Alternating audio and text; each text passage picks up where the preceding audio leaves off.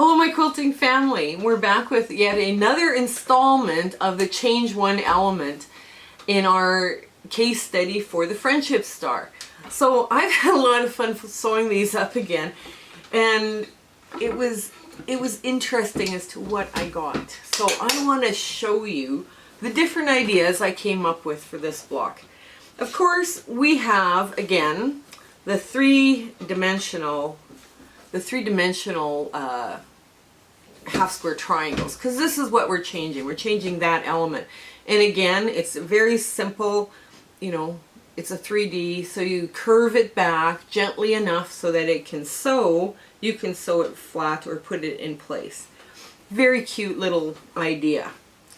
Another thing we can do to change this half square triangle is to do complex piecing. Now, complex piecing for this triangle just gives it a different feel, totally different feel. It I believe it's called Birds in the Air. I mean, we can show you how to make this block if you want, but I mean, if you go to any like any website that has other blocks, they'll show you how to do this block. Also, pick up then, if you're interested in more quilts, pick up Barbara Bachman's Encyclopedia of Quilts. That is a valuable resource. So I'm going to put something like that in the show notes for you as to where you get it. And my cameraman's handing it. This one. That's the one. This is the one you want to look at to see. Okay, so there's our complex piecing.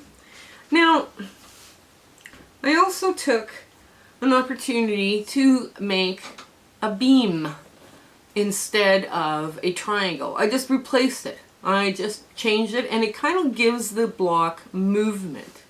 Suddenly there's, you know, it's like the friendship star in a really strong wind, and it's now being turned around with this. Again, we went back to the Drunkard's Path blocks for our half square triangle. Now, this is not done the traditional way of a Drunkard's Path block. This is done by raw edge applique. Now, this is a really fast way of doing a Drunkard's Path, and you don't have to really learn how to sew a curve. We are still going to run something with where we're sewing curves, but we're still putting together that lesson plan. But this is a really fun way to have, you know, it's a different look. It's a fun way to have fun with this. It's a great way to have fun with this. And of course, this is the reverse of the Drunkard's Path. So it was good. Now, what we did last time is we showed you string piecing for the outside white edges. Well, here we go, and I'm just going to put it this way. Here we do string piecing with the blue part. Right, and now we can capture it. Basically, string piecing is making your own fabric. So we've got a cute little redhead in this block. I'm hoping you can see. I'm going to get it a little bit closer to the camera. And that was fussy cut that way because you can, you know. So I thought, well, we'll put that into our quilt. I was trying to make a triple friendship star, and then I cut the pieces too small. So I decided, okay, we're going to have fun with this anyways and use it. It is basically it's a half square rectangle, and we'll put that in the show notes too as to where I have explained it on previous videos. And this just kind of works with the polar bear fabric and the ocean waves. So here we go to a double friendship star with, instead of one half square triangle, we're now doing two half square rectangles. So, and that was achieved by our half square rectangle video as well. It kind of gives a different look again. Now, with the last video we did, when we were looking at the blank space, if you remember, we took out the seam between this point here, between the half square triangle and the blank, right? So now this is a flip and stitch block. where you have, this is 8.5 inches by 4.5 inches, and then you stitch and flip a blue piece on to the end, and then you assemble this block by partial piecing. If you don't know how to do partial piecing, let us know in the show notes. We'll be happy to show you how to do that. It's a real fun, quick technique to do things. So, the other thing, I thought, well, we go back to this complex piecing of this half square triangle. You can kind of make it with a two-tone version. All of a sudden you've got a light, a medium, and a dark in this quilt in blues, and then you have it on an almost white or creamy background. It provides a very striking effect when you're putting this into your quilt. And then we decided we're going to change the triangle and make a square and a square using the same method of the raw edge applique and the 8.5 inch block, right? Because there's no seam here for this block. But the square and a square now turns out to be kind of a cute way of doing things, and just a little, you know, off kilter. It's fine. And of course, we played with Dresdens.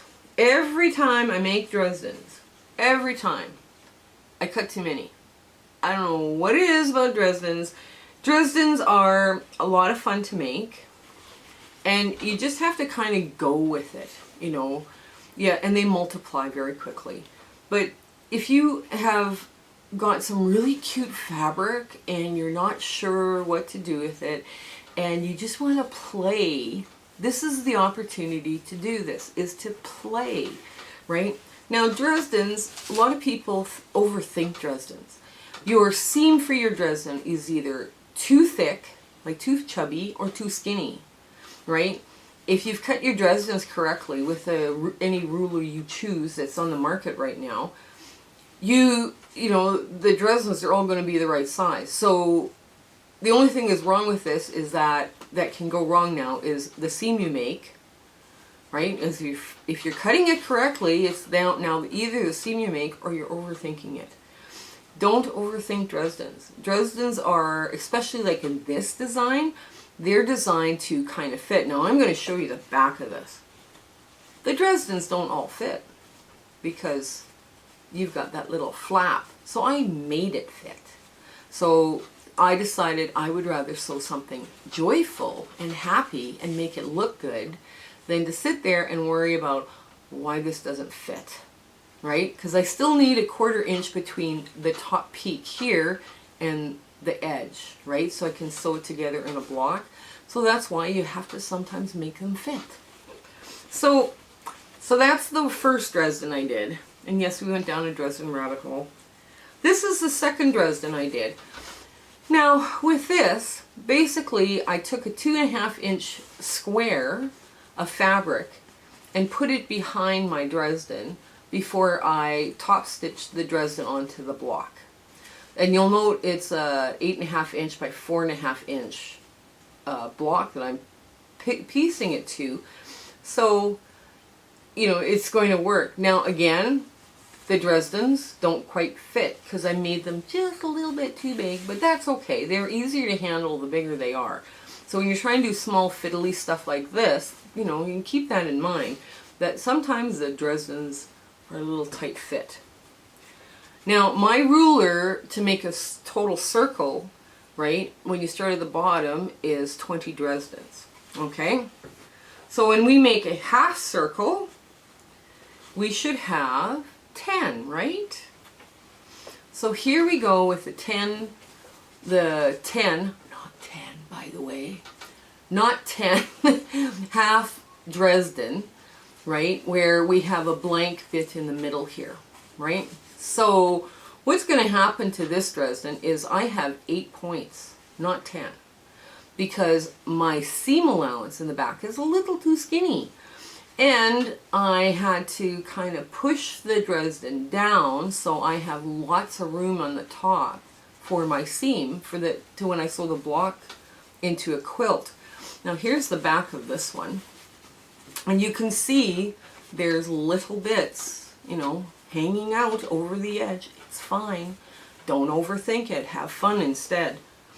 Okay, And this is where we're putting the Dresden again with the back centerpiece. And basically I took a 2.5 inch strip. I cut it to about the right length just to make sure that I had good coverage on both sides of my Dresden points. And these are double points, so you finish the top and then you finish the bottom. Then you sew them together. It's a little bit different than the Dresdens we did last time. So we also had too much fun with raw edge applique.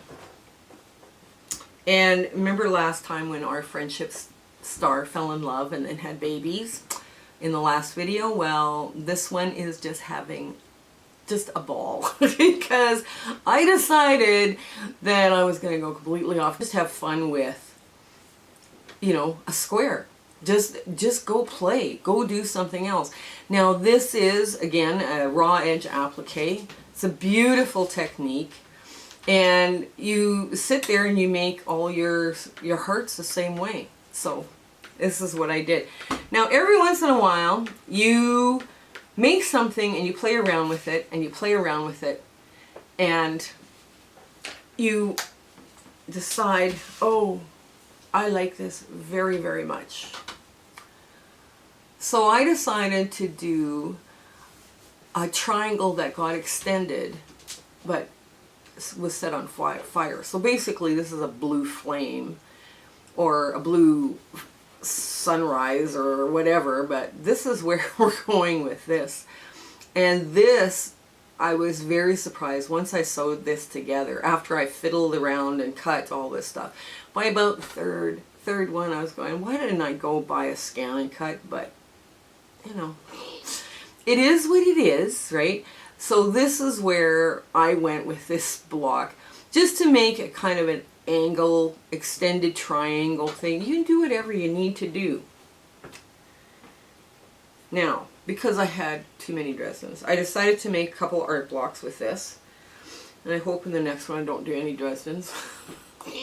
So I decided with this, I was going to sew 20 together, 20 blades, yes, and 20 blades worked for this one, and just put a square piece of yellow in behind it so that it gives a little pop of color, and it's kind of old-fashioned way of doing a Dresden, but it's still turned out very pretty and lots of fun.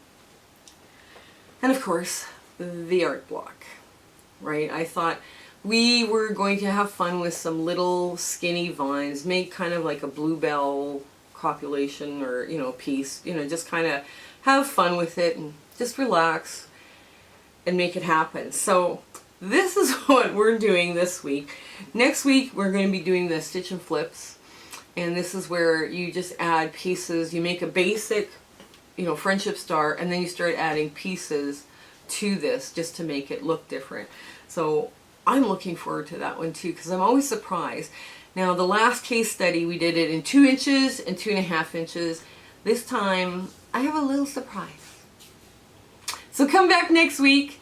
I hope you have a glorious week and you have some fun in your sewing room. Okay, you have a great day. Bye. If you have questions about what you saw in this video, or you have ideas for content or something you want to see us do, please put those comments in the description below. But also, while you're there, like, share, and subscribe with your friends. That would really help us out. Okay, I want to thank you and have a great day.